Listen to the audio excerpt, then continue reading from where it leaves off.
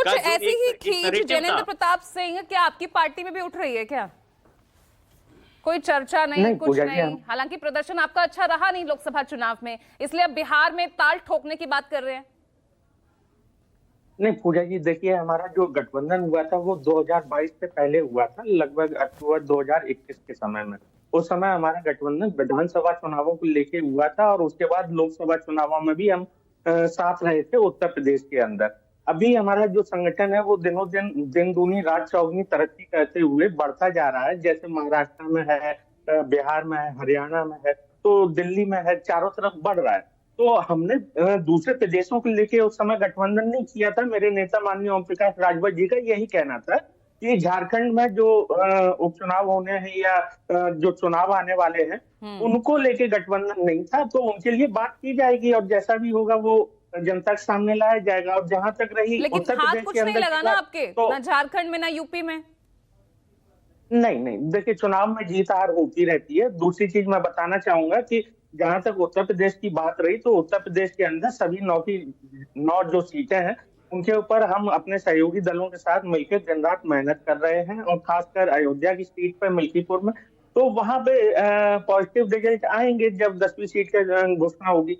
दूसरी चीज की उत्तर प्रदेश के अंदर समाजवादी पार्टी ने बिल्कुल कांग्रेस को इस तरह से खत्म किया है कि जो सीटें मांग रहे थे उसकी आधी भी ना देके 0 सीट पर ला दिया है। यानी कि उत्तर प्रदेश में कांग्रेस एक तरह से सुपड़ा साफ हो गया है और समाजवादी पार्टी चाहती है कि वो अपना जो एक वैमनस्य की राजनीति है उसको आगे बढ़ाए।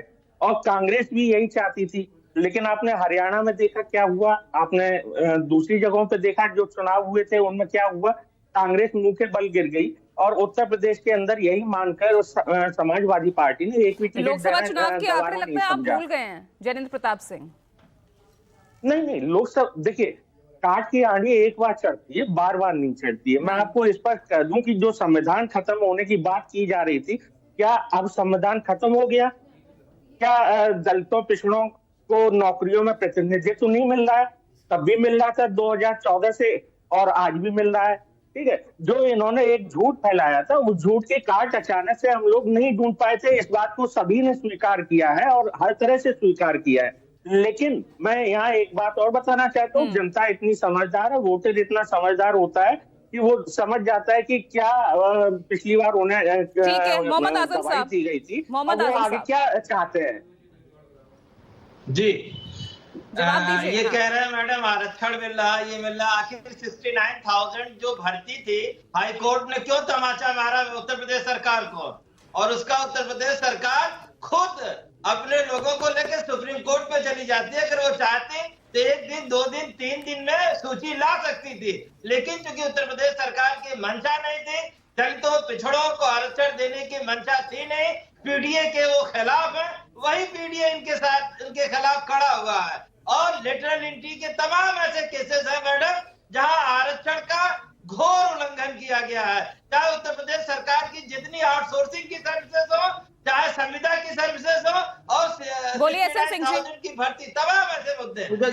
पूजा जी हमारे मित्र को कहिए थोड़ा सा पढ़े लिखे और जाने कि दलितों पे अत्याचार किसने किया, किसकी सरकार ने किया, कौन जो है तुष्टिकरण के नाते केवल मुसलमानों का विकास किया, बाबा साहब की मूर्तियां